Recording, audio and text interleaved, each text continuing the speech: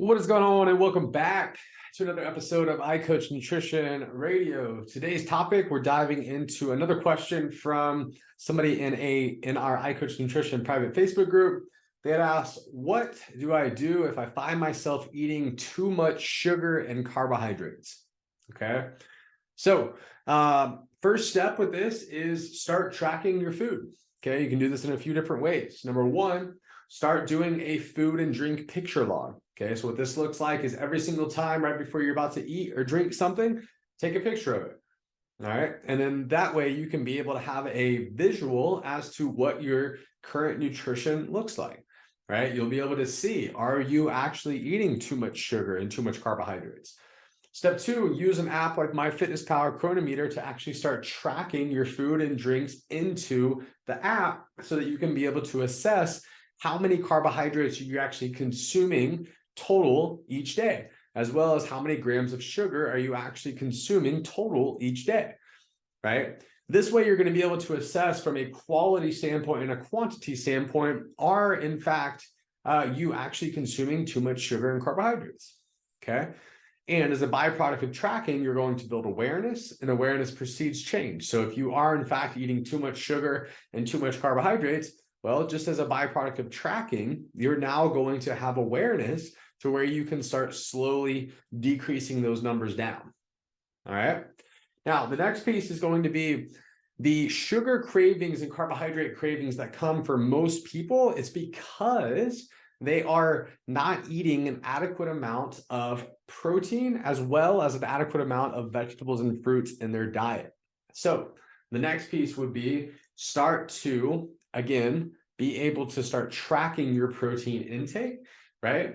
Do this again with a food and drink picture log, as well as with tracking on an app like MyFitnessPal or Chronometer, so that you have the data to actually assess, right? If you do this for a week, now you have a week's worth of data to assess, and you're going to see, am I eating an adequate amount of protein? Because if you're not, right, protein is the most satiating nutrient of them all. And if you're not eating an adequate amount of protein, you are going to be hungrier. You are going to have more cravings for sugar and for carbohydrates. All right. The other side of that is if you're not eating an adequate amount of vegetables and fruits in your diet, same thing, right?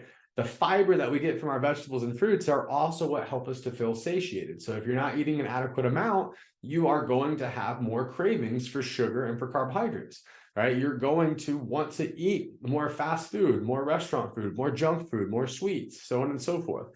All right. So tracking is the most important aspect of this, because when you start to track, you start to build an awareness, and awareness precedes change. All right.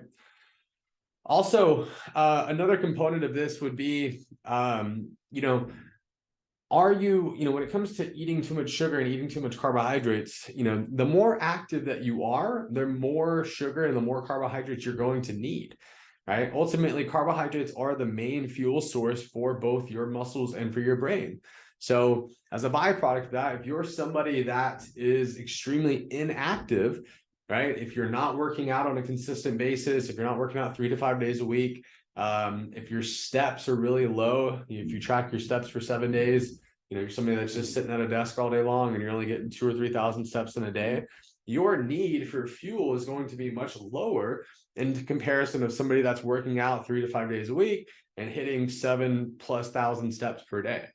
All right. So if you're somebody that's active, don't feel like you have to eliminate sugar and eliminate carbohydrates from your diet or do some low carb diet, because in reality, you don't.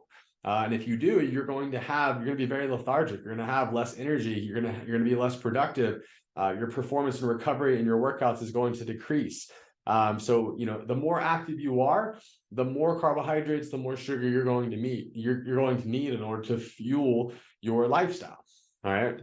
And on the opposite end of that, again, if you're somebody that's sedentary, if you're somebody that's not working out, you're not going on walks, you're not getting in steps, you're not strength training, you're not doing cardiovascular training, well, then yes, your need for carbohydrates and sugar is going to go down. But again, part of living a healthy lifestyle is living an active, healthy lifestyle, right? And so that might be one of the first steps for you. If you're not being active, if you're sedentary, how can you start to be more active? How can you start to take your steps from 2,000 to 3,000 steps a day to 7,000 steps per day? How can you go from not working out at all to starting to work out once or twice a week, 3 times a week, right? And slowly starting to increase your workouts, all right?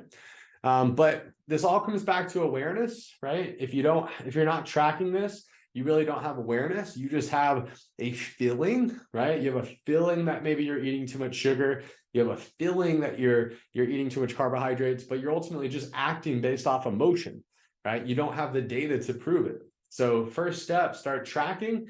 That way you have the data to actually prove to yourself that you are in fact consuming too much sugar or too much carbohydrates based off your lifestyle and based off your goals. And then from there, with the data, you can assess, right? And that awareness that you gain from that will precede the changes that then you need to make. And you can start working on getting rid of some of the bad habits that are leading to that. And you can start working on building good habits that will put you more in line with your goals and the lifestyle that you want to live. So this is just a super quick tip here based off a question that somebody asked. I hope this is helpful. I hope this is insightful. I hope this simplifies the approach here. But just know, again, that sugar is not the devil. Carbohydrates are not the devil. These are not things that are bad, inherently bad. Again, it just depends on the person, right? And generally speaking, yes, in America, we are currently at a 50% obesity rate. And a big reason why is that most people, they are eating too much sugar and too much carbohydrates. And the reason why they're doing that is because they're not eating enough vegetables and fruits in their diet. They're not eating enough protein in their diet, right? And so they're over consuming calories, which is making them gain weight. Also, they are sedentary, right? They're not active. And so they need to do 2 things, right? They need to eat more vegetables and fruits. They need to eat more protein, as well as they need to get more active. So again, I hope this helps. I hope this is insightful. I hope this adds value to your life. If you're somebody that's struggling specifically with eating too much sugar or carbohydrates, try this out. Let me know how it goes. And if you have any questions that come up along the way, please let me know. But I am here to help you. I'm here to help you live a healthy, sustainable lifestyle. And so any questions that you have, don't hesitate to reach out. I'm more than happy to answer them. And I appreciate each and every one of you as always. I hope you'll have an amazing day, and we will catch up and chat here soon. Thanks, guys.